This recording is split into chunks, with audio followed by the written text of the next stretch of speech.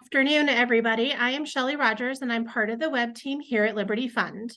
We are looking forward to a great 2024, and we hope that you continue to join us each month for the From the Shelf with Curator Arnold Kling. Before I turn it over to Arnold and our panelist, James Cham, I wanted to let you know in about 30 minutes, we're going to open up the conversation for your questions live. Please feel free to use the Q&A or the raise hand feature, and I will push you over to go live. Arnold? Okay, well, I'd like to first welcome James Cham. He was with Bloomberg Beta, which is, I guess, a venture capital type arm of Bloomberg. He also he's an avid reader. I think I met him at an unconference where he solicited people's recommended readings, recommended books. And he's also just generally more in the know than I am about sort of Silicon Valley and stuff. And so it turns out I just guessed he'd be someone who would know about this book, and it turns out he has been at other or even hosted other events related to the book. So I definitely guessed correctly that he would be a good person on the panel. Okay, so the book is called The Geek Way by Andrew McAfee. And if you told me that we were going to see a business book about sort of the geeks who run some companies, your thought might be, okay, well, geek, that sounds like STEM, science, technology, engineering, and mathematics. And so that must be about people who run companies using very rigorous quantitative methods and, sort of management control systems and, metrics about performance and stuff like that. But instead, it's really a book about applied sociology. So how did we end up there, James? Okay, so I actually gave similar feedback to Andy. I think it's a deceptively named book that if you saw the title and you looked up the guy and you said, oh, this is a HBS MIT person writing about, writing case studies of successful tech companies, you think to yourself, oh gosh, this will just be full of like the normal bromides about how, startups are better and tech is great and you should just do what they do. And I think the book is not actually that. The book is actually sort of a sociological lens on companies, which is both illuminating and discouraging. And it's actually like a warning. It's actually a warning to a bunch of great tech companies that, hey, look, these things do not last. That in fact, every single one of the companies that he highlights as a case study of, oh, look, so-and-so's been so successful, he's not shy about also saying there's the shadow and there's the way that these things fall apart. And so there's almost a way in which like, this is a book that I feel like maybe they marketed it a certain way in hopes that people in an airplane, at an airport would pick it up and say, oh, now I'll get like 3 stories to tell someone about like, why we should like have better tacos in the commissary. But what it really is actually a much deeper, more interesting book. And at least my feedback to Annie is it almost feels like there's a way in which he could rip out a bunch of the examples and then just offer the framework, right? And so maybe he'll do a follow-up book on that as well. Okay. So so to amplify this business about a warning and sort of the things that go wrong, and maybe before you say that, I think one of the things about business is Thomas Sowell, the economist, is known for saying there are no solutions, only trade-offs. And and the way I put it is that there are always 2 types of errors lurking in the background. So it isn't, you should always marry the first person you fall in love with. It might be the right decision, it might be the decision you regret. And it's not like you should always go for it on 4th down, to take a recent example. It might be that you should go for the field goal. It might be that you regret going for the field goal. So there's always these trade-offs. And so that's that may be a little bit what's going on in some of these stories. Hmm. Hmm. You know, I mean, it's worth maybe highlighting. So what are those 4 characteristics he had for They're thinking about so-so, right? what are It's what are so-so.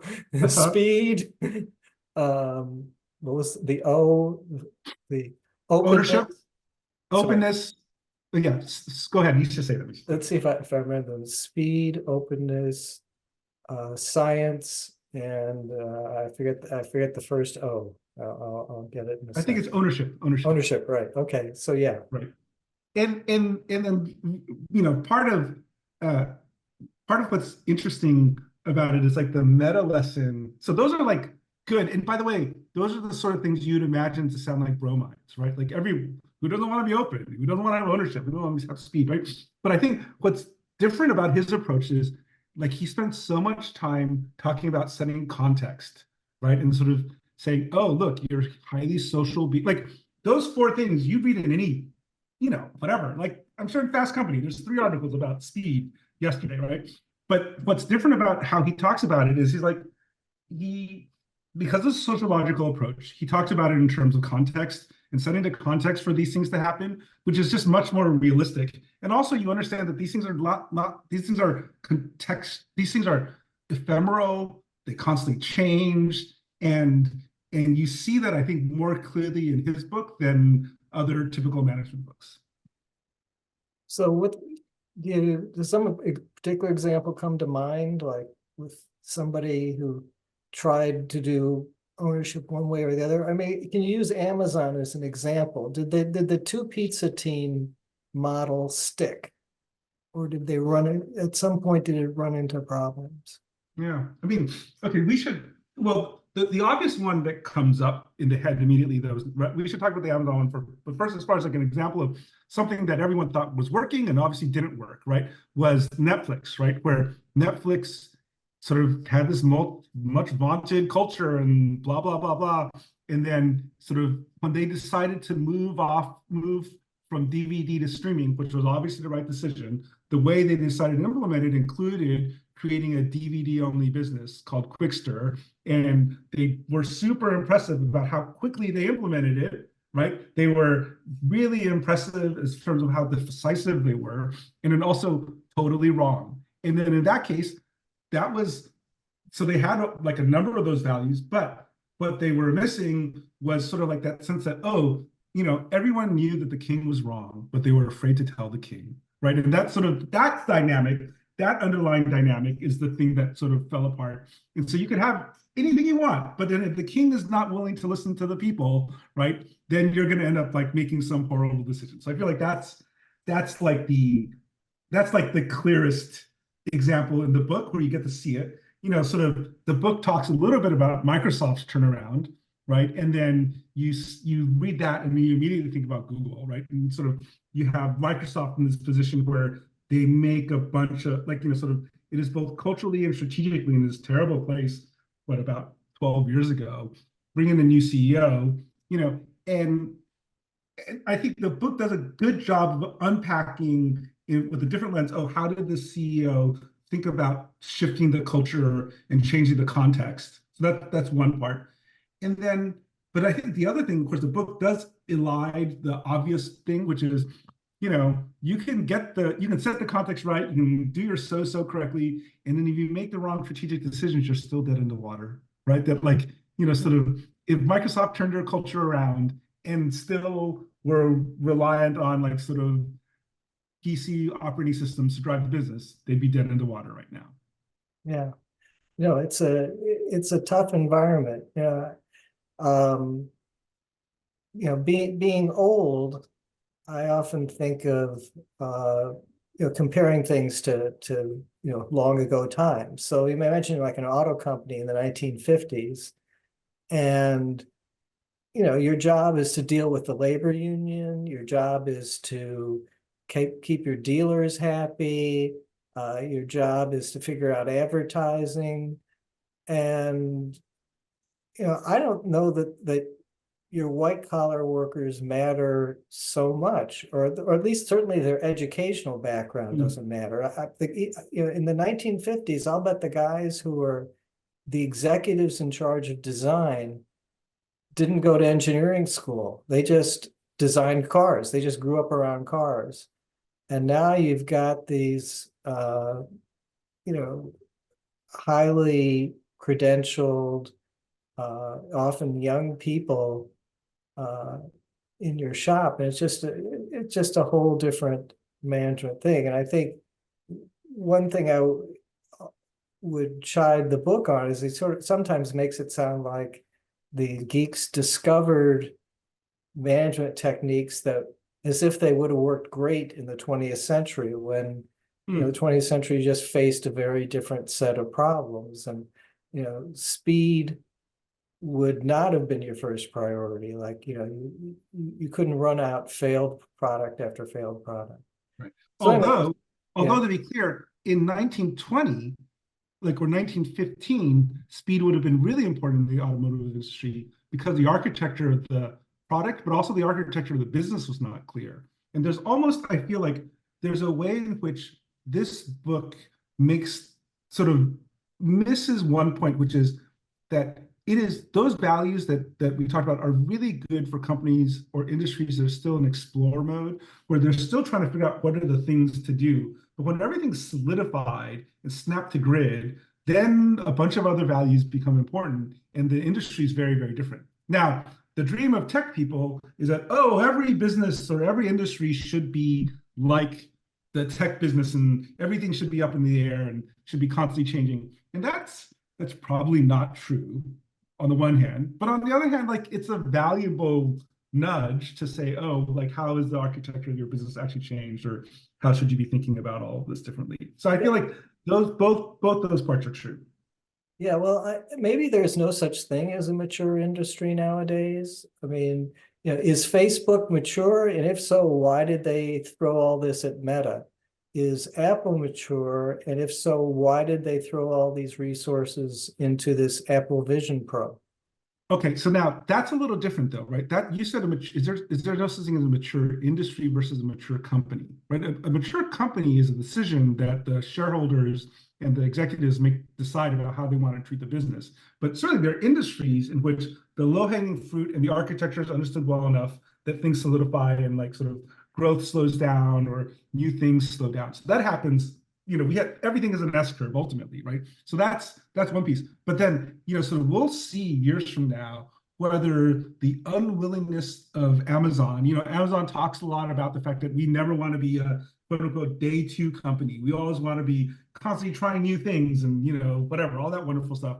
But what that is really saying is that we're only interested in parts of the business that are going like this, right? And that might work. Or it might be like that 80-year-old who has hair plugs and has hair dye and pretends to be 30 years old. And it'd be like, everybody knows you're 80. Stop pretending that you're 30. You should embrace your grandkids instead of pretending that they're not your grandkids, right? You know, and so there is that other aspect to this, which I think is also playing a part here.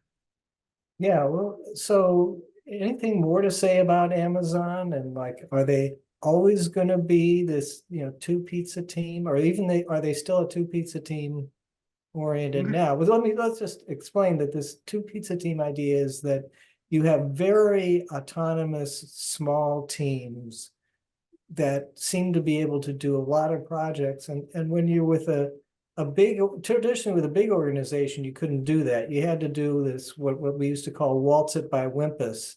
That is, you had to run your idea, you know, by everybody before you could get approval, because there were just a lot of interconnections in the business that you know, your success could be someone else's failure. But the two pizza team idea is to ignore that. And is that still going on there, and does that still work? So I think everything is actually a trade-off. There are plenty of complaints of people inside Amazon right now that the company has become too sclerotic and bureaucratic and slow. And that's in part because key pieces of their business at this point are really about, you know, sort of exploiting decisions that were made years ago. And there's a way in which the two pizza team is terrific, I feel like, for covering the field with a bunch of like mistakes that you can reverse from and learn from quickly. And the irony of the two pizza team, which is to say, let's build a product that is small enough that two pizza team, which is, I don't know, what is that? 6 people, could actually build something that could test itself in the market or in reality. I feel like that made sense for a whole class of projects that they worked on. But obviously it didn't make sense for them to, like, when they want to go after hospitals, right? Which in that case, it's got a totally different, huge shift, right? And so that's one point. The second point is, the two pizza team is also required an incredible amount of infrastructure. That there's almost a way. So this is like there's almost a way in which, by emphasizing those individual units, they try to get everyone to ignore the fact that they were investing a lot of money on infrastructure and on processes to make sure that those two pizza teams could actually release product and work within the whole context. And it's almost like, I don't know, it's like it's like by focusing on that aspect, which obviously was really important for changing the culture and having them release more products. It also like meant that a bunch of other big companies would be like, oh, we should all have two pizza teams. But they ignored the fact that they spent, a huge amount of money to build out all the infrastructure needed so that when someone pressed something to release a product, the product could even be built, let alone released. So that's probably my take on the two pizza team. Yeah, okay. And okay, let's get to another trade-off, and this maybe relates to sort of between ownership and openness, because when they talk about the ownership, they're really saying that these separate teams don't have to be so open, at least with each other, that you don't have to waltz it by Wimpus. You can just go ahead and launch the product and not worry about the effect, any adverse side effects elsewhere. And that's kind of ownership. You give people just a lot of running room themselves. But then you say, well, but you do need openness. You gave the case of, no one would tell the king bad news, and the openness is the opposite. It's that when you're sitting around the room, you ignore everyone's rank, and if some little peon says there's something wrong with this project, or I really think we ought to do it this way, they get as much listen as the CEO. So is there kind of a contradiction there between sort of letting somebody have a lot of running room without having to get approval, versus sort of anyone being able to criticize, even the CEO? Okay, so I think of the communication. I think that the two pizza thing is a communication coordination norm, where I think the realization is that people have too many meetings, and that there needs to be a shift from a culture of having meetings to make decisions to a culture where you make a decision and you figure it out, and then you maybe review what happened in the meeting. And so like that's part of it. I think the other part of it is that my understanding of Bezos is that Bezos has always been brilliant. He hasn't always been a great manager, and he hasn't always been a great communicator to his company.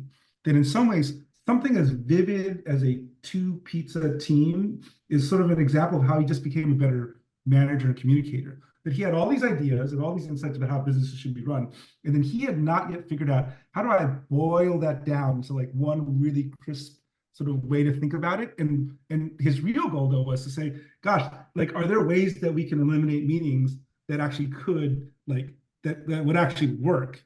And in his case, because of the context he's coming in from, the answer is better software and better processes, better processes baked into the software, so that if you made a mistake, you can roll it back, right? And those sorts of like that kind of thinking, I feel like it's one of those things where it's like both like good, sociological insight, good communications, and enough technical insight, because it's not like Bezos is a super technical guy, but he's pretty technical, or at least he listened to smart technical people so that he can like figure out, how can I solve this like sort of normal problem in a way that's super elegant and it scales really, really well.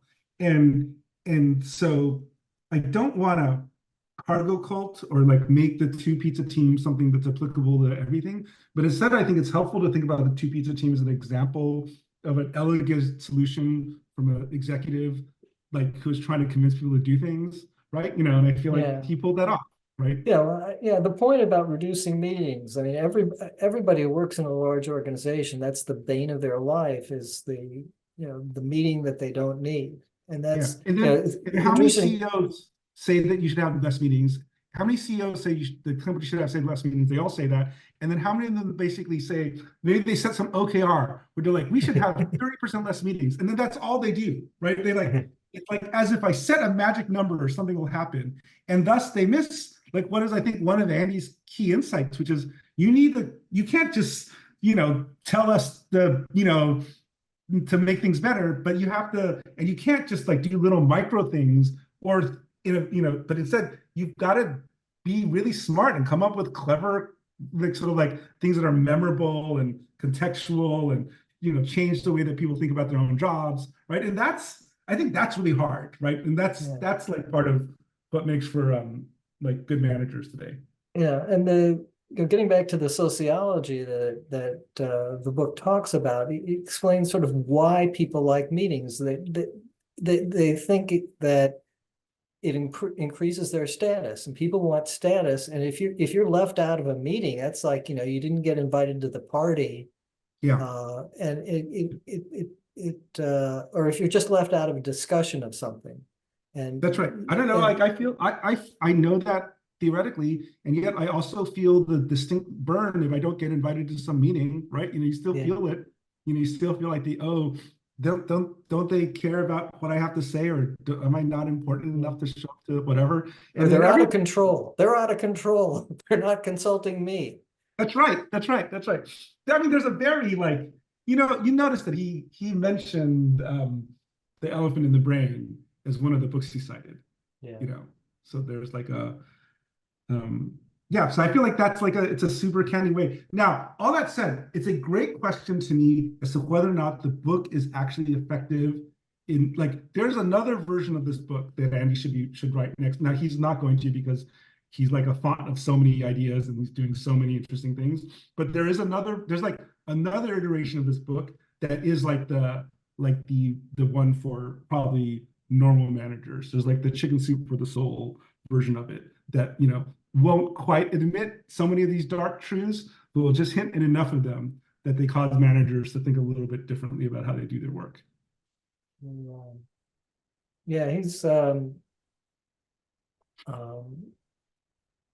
yeah, I think the thing to understand, if you haven't read the book, is just how much he goes into sort of why there are these sort of dysfunctional trends in large organizations, and then why the sort of the Geek Way represents attempts at solutions to those. I think that's really kind of, if I would sort of summarize the purpose, intent, and whatever the book, I think that would be right. Like one of my favorite bits, the one that I quote a lot, is his point around there's like a liar's game around like project management and estimating projects. I feel like that happens everywhere, where everyone knows a project is not going to get done on time, and everyone's playing a game of chicken with each other to admit that their faulty estimate is actually faulty, while they're actually waiting for their rival to admit that their faulty estimate is actually wrong. And so like that sort of collective game, that sort of game feels like it happens everywhere. And I told Andy, I was like, oh, that one dynamic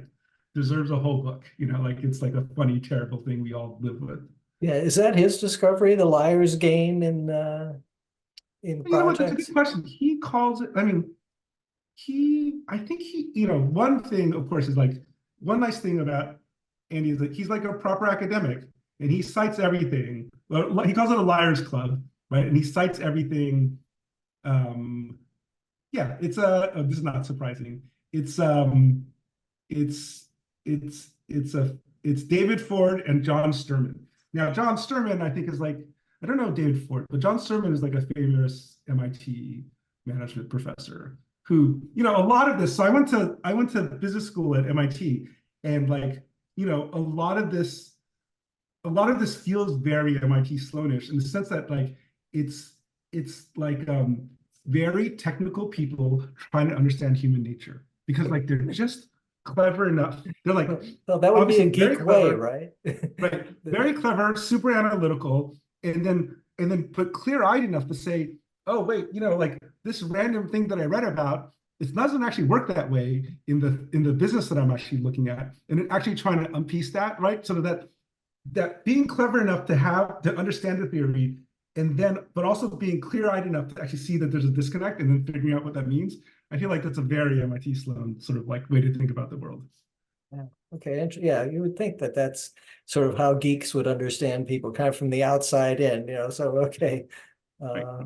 Or just enough to be like, to not be satisfied with having something papered over with a steak dinner, right? Which is what I think happens to normal people. You get unhappy about something, you say this doesn't make sense, and then your boss offers you a steak dinner and you forget about it, right? And so I think that pursuit of actual truth is a very Sloan sort of thing. Yeah.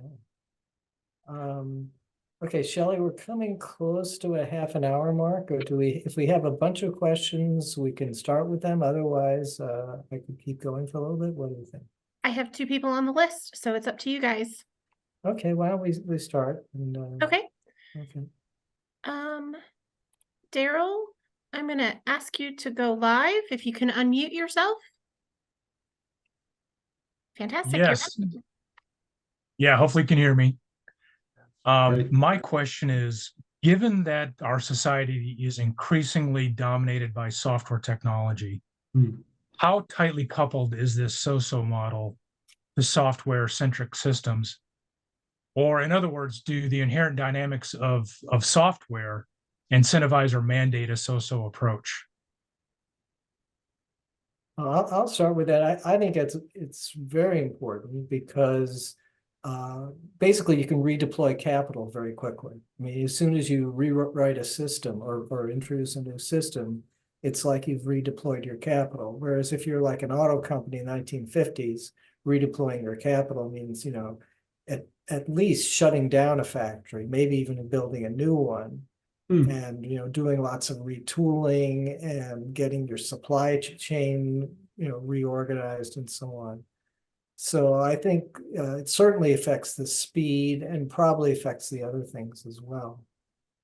Well, and then okay, so I've asked Andy that question, and then his pushback, I'm trying to remember, I think his pushback is Elon Musk, as it is with all things, right? Sort of or Planet Labs in the book. The book has this great case study of this Planet Labs, which is a satellite company, which managed to launch a bunch of satellites much faster than NASA could. And and a lot of the value that they had is sort of they were incentivized to make little mistakes and launch satellites much faster, have them fail, learn from the failure, right? As opposed to sort of like the NASA approach, which is being, rightfully really afraid of the bad press that you'll get if you make any small mistake, because, Donald Trump will shut you down because you made a mistake and not, whatever, your Mars rover didn't last for 5 days, it lasted for 2 days. And then that sense of, sort of like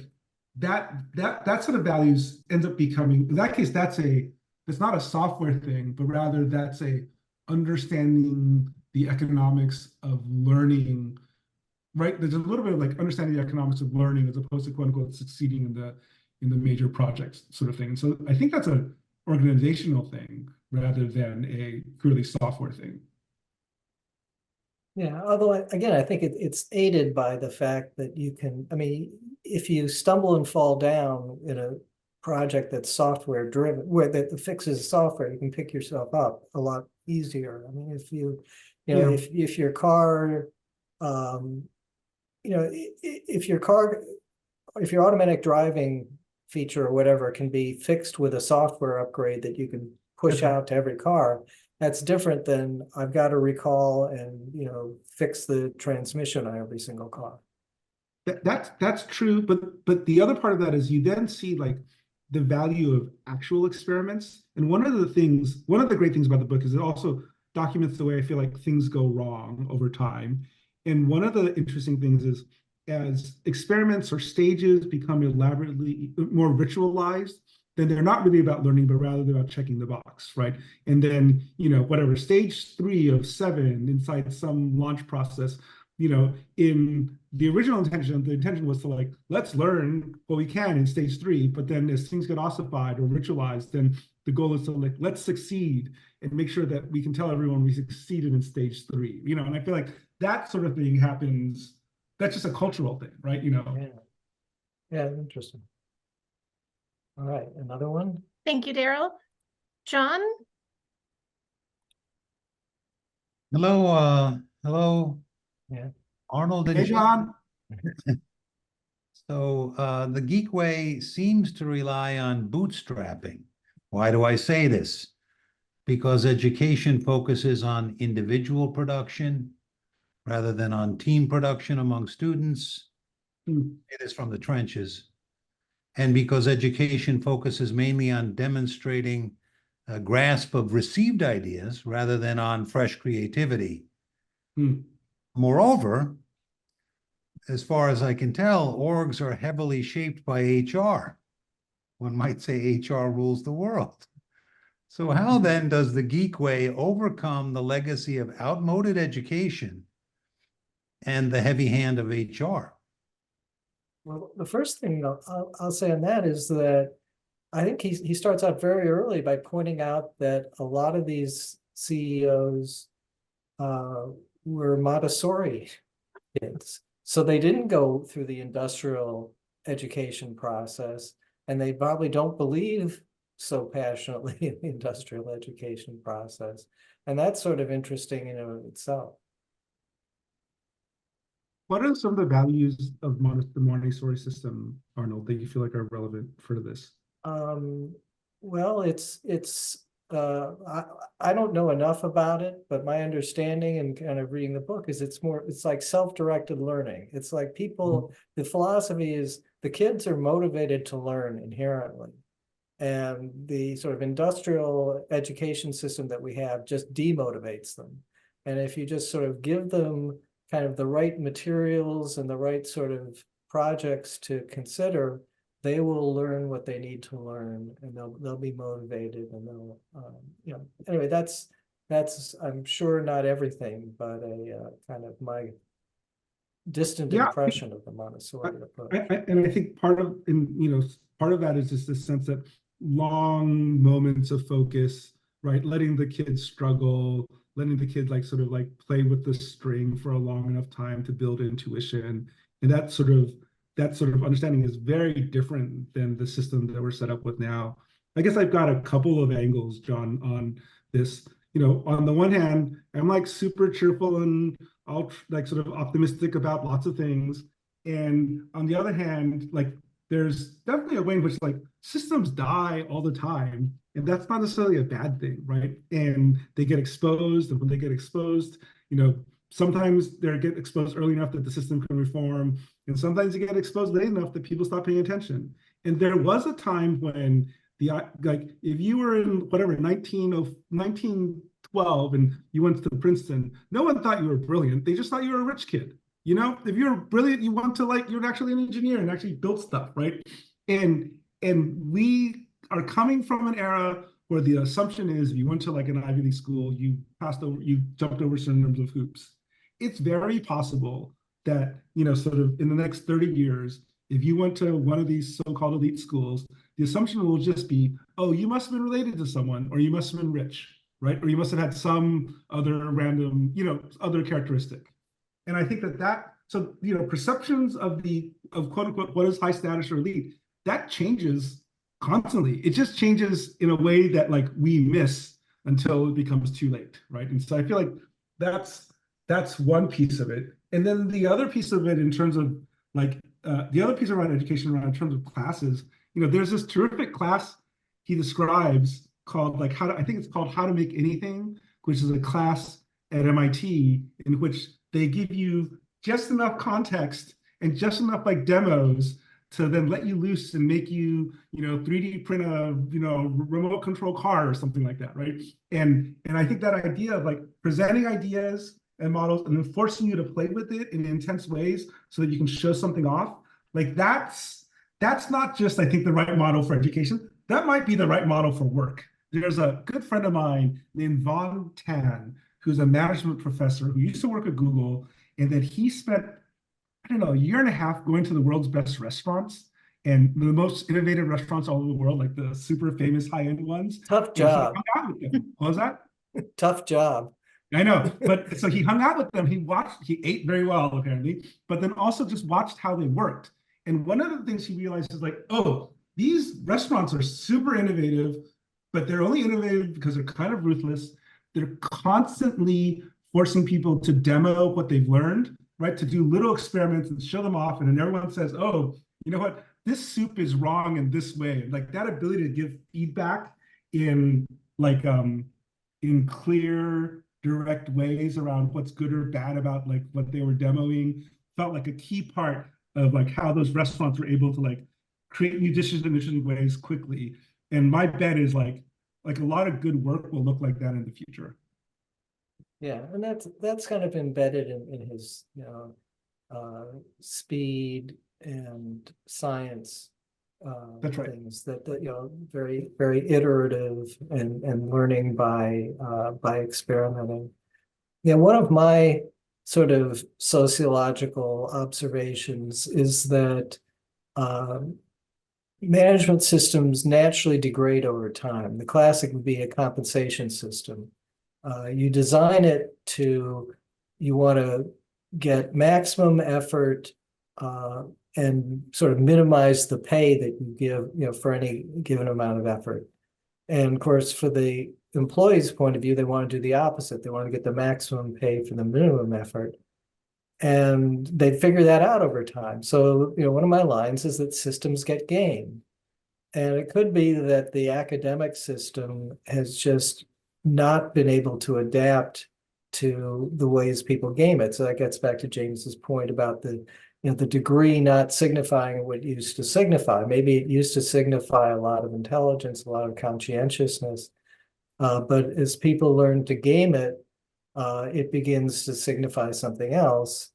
And and so it eventually is going to degrade, and you're going to need a different system. But I think almost any system's like that, and I think that's a challenge for all these companies, is that they'll find that what works over time, somebody will be fighting against it. And I don't know, trying to game it, and that I think is something that is going to keep these managers on their toes. It's not like they can say, well, this worked great 5 years ago, so we know it's going to continue working great. You can't sit still in that environment. In a human environment, you can't sit still. I'm curious, John, how that, this world better than us, like that part of the world. What do you think? Well, I guess my question is how much, what I'm hearing is that there are both, there's a selection effect that, for example, in early education in Montessori, there's a treatment effect. Then maybe it could be a selection effect too, right? Yeah, maybe. But then at some point, the firms have to select the people who can bootstrap or who already have a mindset or a knack for this geek way of doing things. Let me follow up with a question about disruption, since Arnold introduced the idea of something gets gamed too long in too many ways, and then people look for alternatives, right? So what about AI? I know that Arnold's been writing about how AI can change production, the workplace, and so on. Might AI soon modify the Geek Way, or even make the Geek Way outdated? Or, could there a new technology shock involve new kinds of creativity, new ways of solving the boundaries of the firm, or the principal and agent problem, or outsourcing versus insourcing, or team production versus individual production? I guess it's a question about disruption and technology shock. Maybe we'll need a second edition of the book. As you talk about, I think I now understand what you mean by bootstrapping a little bit better. There's a line that Frank Slootman, who's probably one of the most successful tech and executives in the last couple decades, uses, which is he's looking for employees who will be drivers, not followers, right? That like that ability to bootstrap or run the process by yourself or own the whole thing and create it, like that ownership thing, sort of that's increasingly recognized as a value, and education systems aren't really prepared for how to think about it. So you're right there. Sorry, I'll let Arnold now talk about disruption. Yeah, no, that's just another interesting point that because I mean, the traditional pre-Geekway organization is sort of the opposite, right? If you go and try to run something all by yourself, you're out of control. I mean, you've really got to, follow the procedures, get the right approvals, again, waltz it by Olympus. And, it's a very different way to run an organization. And I keep trying to, take a Whig view of history that, well, there was a reason why when I was embedded in a large organization 30 years ago, I wasn't allowed to do what I wanted to do, which was just take a project and run with it. That it would have been, too disruptive or too risky, or if they let too many people do it, it would have, been chaotic. And I think the modern organizations, again, because I think software is not as heavy an investment as plant and equipment, or you're not, the scaling problem is not as, I mean, it's more solvable. Like scale doesn't create like all these dangerous side effects of doing things that it did 30 years ago. If you like when I was at Freddie Mac, this mortgage giant, 30 years ago, that's before it became famous, everybody. If you did one little tweak to a mortgage instrument, the downstream effects on all your computer systems and tracking systems were just horrendous. And so you really had to be very careful. I think you can structure businesses nowadays so that that's not true. In fact, you almost have to. The people who aren't structured that way are people like, are like government, right? So like when they want to introduce the Obamacare website and they find out that they're, and they want to sort of check your income against your IRS records to see whether you can get the subsidy. They find out your IRS records are on IBM 370 and COBOL, and that isn't quite compatible with, running real-time web software. And so you get a mess like that. So back to AI, somebody suggested that AI will basically allow you to update these old systems a lot more quickly. So that might be one thing, is that the government doesn't have to be as sort of slow-footed as it was, although maybe organizationally, maybe culturally it has to be slow-footed, but at least from a systems point of view, it doesn't. You can finally rewrite this old COBOL code using AI. I do think there's tremendous potential for disruption, and it's hard for even foresee how it would change the kind of management environment.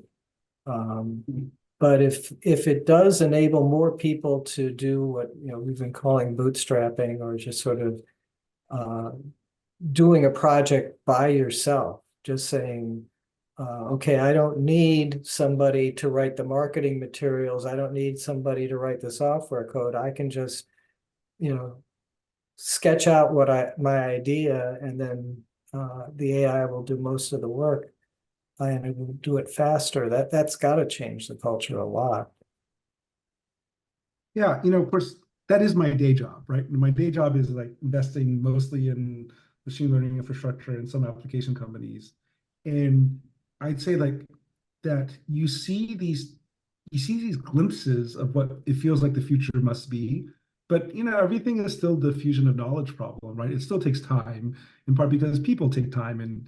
But I've been surprised I'm always like surprised. I'm surprised by like what's actually possible right now that not being done.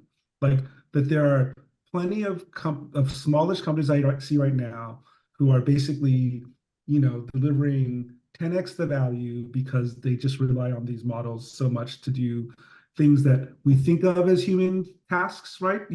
Some types of data analysis, some types of formatting and presentation, and then in part because they're smaller companies, they're able to like they don't have to go through a change management process, and instead they are able to just like sort of like think anew and let's build this thing, right? So I feel like some of those examples have been sort of shocking to me. And the other thing that's been shocking to me is, sort of I've seen younger people use these models like just in the way that I would consider wasteful, where they call it many, many more times and have it do many, many more iterations. And when it does that, the results are actually markedly better. And its ability to like then, rather than you chat with it, instead you write a little program to describe all the ways that it should interact with itself, check itself, make plans by itself, remember things. Like those sorts of things right now are way too expensive, but they work really well. And this year, next year, the year after that, I suspect it will see plenty of that working its way throughout companies and industry. Yeah, I think of it, think of a like a racetrack where cars are just spread all over the track. That's kind of my version of, the future is here. It's just not been distributed yet. So you've got people who are, really using this in advanced ways. Like you say, sort of in some ways using AI to figure out how to use AI, sort of the way it sounds like when you describe. And then you got people, not using it at all. You got people who think that their best use of it is to be sort of use it like Google, like to, as an information source. And so that, those are the people who are way back on the racetrack, and other people way forward, yeah, just how it will play out when, it's really hard. At least I think it's hard to guess at this point. It definitely is. But and the other thing though that's interesting, I feel like about now versus the past is, I don't know, I imagine 30 years ago, Warren Buffett reads an article in Business Week, gets some insight, decides on it, sort of like goes, calls someone, figures out information, does some deep research. And now, and that cycle, as quick as it is, still takes a couple of days. While now it feels like, the speed of information dissemination is so fast now that it's both impressive and creates all these advantages, but also means that people definitely get lost in the noise, right? It's very easy to get lost in the noise and not have a strong point of view or not be able to see the meta pattern. I noticed that Tom Gray has his hand raised. Do you want to let him? Yep. Tom, if you can unmute. Yeah, I had a question about the book and whether it had some big examples, but to introduce that question, I want to recall that 8 years ago, 10 years ago, IBM had a huge SAP consolidation project called Blue Harmony. They spent over $5 billion on it to consolidate all of the different country silos of information into a consistent accounting framework, which was not so dissimilar from what Dell had wanted to do even 5 years earlier. It's kind of this one source of truth idea. And they had thousands of weekly meetings, monthly status reports, lots of what I think James mentioned, the Liars Club, but the vice president of IBM called it progress inflation, where a low-level red becomes a mid-level yellow, which becomes a high-level green. And it stays like that until two or three or 4 months before the 5-year project was supposed to come due. And then they paused it and canceled it. And sort of, and I was hired at IBM to do this Blue Harmony stuff. God bless you. I was hired in Slovakia though. So my question is, are there some big big software projects. And this gets to your point, Arnold, that software is maybe easier than capital allocation of factories. But in fact, your earlier post on COBOL indicates that software projects are considered much higher risk if they go wrong than just building a factory, maybe. So the software project reallocation is pretty risky. Does the book have any big software projects that went right? Oh, that went right. Yeah, Oh. examples in the book. What's the best example of a big company with a big project? Okay, the best example in the book that's related to this is a Danny Kahneman quote, in which Danny Kahneman's having a conversation about writing a textbook. And then everyone says it'll take 2 years. And they're like, oh, it'll take 2, maybe it'll take 2.5 years. And then Kahneman asks, how long has it taken in the past to complete? Like, what happens to most textbooks? They're like, oh, most of them don't get done. What's the one that was fastest to get done? Oh, about 7.5 years, right? And there's a way in which, like, that, that dream of like the genuinely transformative software project taking 4 years and genuinely like being like, I just feel like those sorts of things, it's almost like they shouldn't be called software projects. They should be called like nation building or something suitably crazy, because it's just like at a different scale and a different kind of complexity. And it's like almost like and there's almost a way in which like our normal project metaphors are wrong for that sort of effort, because it is so enormous and honestly so organic that actually talking about it as like, oh, we'll get this done by this date almost seems ridiculous, because it's really almost as much a discovery process while you're in the middle of it, right? As opposed to like, I don't know, building some application that takes 6 months. But the book also talks about a few examples of like your point around, great project inflation, sort of forcing people to expose their work in ways that are observable by everyone, and then having everyone know that it's observable, right? Like having them observable through actual demos or things that are usable, like all that. Those are all sorts of ways that people talk about ways to prevent project inflation. But I do think, like, look, I don't know, like think about, I feel like any of these big software projects are always miracles, and you only do them because they're so strategically important, right, to the life of a business. But I don't know, is there, like, Arnold, do you have a big software project that actually got done? My opinion on these things is that there's this real tension between when you finished a project, you want to put it aside, you say it works, don't touch it. And the actual fact that I'm convinced the best time to rewrite a software project is the minute you finished it.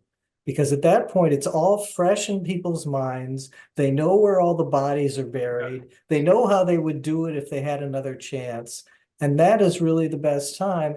But from from an overall management business point of view, you just want to be, it took longer than you expected. And you just want to get, right. Because there's this illusion, this goes back to the unique economics of software. There's this illusion that the metaphor is like finishing a building, right? It was like, oh, it'll take us 6 years to finish this building, and then we're done, and then God bless, we move on to other buildings. But these sort of really big software projects are more like creating a new department, right? You're going to be stuck with this department forever because no one's ever going to kill the department. So maybe like I do think like that question of what's the right metaphor for software is something that like that is part of what we're groping around, and I still think we're not that long into it, right? Software development as a profession, I guess NATO talks about in a clear way in like 1968. So it's not been that long, right? So there's like plenty of ways there's plenty of new metaphors to be discovered and new ways to talk about it. Yeah. What do you think, Tom? Does that resonate? Well, it resonates, but it clearly doesn't answer with the good examples. And I'm just kind of wondering, my experience was good examples. You mentioned Bootstrap. I would have called it prototyping. And I think that the prototype is very clear, a small example, something that actually works. You start out prototyping with the user interface to see what the user is supposed to do, and the back end part which is going to be complex. But, first of all, it's what direction do you want to go? What do you actually want out of the system? And all the software has to have a right answer. So certainly one example that I've seen that looks like it's working is you now see this other version where people say, we're gonna freeze the requirements and then we'll change the architecture. And you get no new things. And that doesn't work well politically, right? Because everyone says, oh, this is our new project. We should get new things. And I kind of wanted to work on my WYSIWYG whatever thing, or I wanted to work on my iPhone. But like, I feel like the case where you say, no, you get no new things. The only thing you get is we're changing the technical architecture, and then later you'll get new things, or the user will get new things. Like that, I feel like that does work more often than not. But that's only because, but then no one thinks of that as a big project because the CEO says, this is the same screen I saw 5 years ago. How big of a deal is this, right? But then the reality is, of course, it enables all these new, all the ability to build all sorts of things. So that is an approach I think does work. Yeah. And in terms of prototyping, I mean, that's become, with this sort of agile software development, it's become but big like thing. All the agile guys, they come from like this project in which they wanted to change billing at Chrysler. And the irony is like, they never actually finished that project. By the way, IBM, after this Blue Harmony fiasco, went to big agile. And, the agile is the idea of the 2 pizza teams. But what they did is all of those project meetings became agile teams, and the project managers became agile scrum leaders. And it didn't really change much. Yeah, no, it's a tough culture to manage, a tough culture to change. But there's one last thing though, I think about the book that this reminds me of, which is like, I feel like the book is also honest about human nature in a way that is like refreshing and nice. And there's a way in which like everything changes, blah, blah, blah. But we as people don't really change that much. I still want Arnold to think good things about me, like all those dynamics remain the same. Thanks. All right, we're coming up on the end of the hour. Shelley, do you have anybody else queued up? Tom was our last one. Okay, any kind of things that you were thinking of ahead of time that you didn't get out, James? Or no, just that idea that like this book is, I feel like it looks like such a straightforward airport book, but it's actually much deeper. And I do think like there's a sense in which the context changes, but what people want still remains the same, right? And I think the book is at least honest about it, which is nice. Yeah. Again, I think you can read it if you've never managed, never been in a profit-seeking business. You can still read it for all the sociological insights. Great. Wonderful. Well, thank you, James, for sharing the hour with us. Arnold, as always, we appreciate your input. Please be on the lookout for our next month's version, and the link to register should be in our newsletter upcoming this Monday. And again, thank you for joining us, James. We appreciate you. Yeah, thanks a lot, James. Good to see you again. Good to see you. Thanks. Bye-bye. Bye.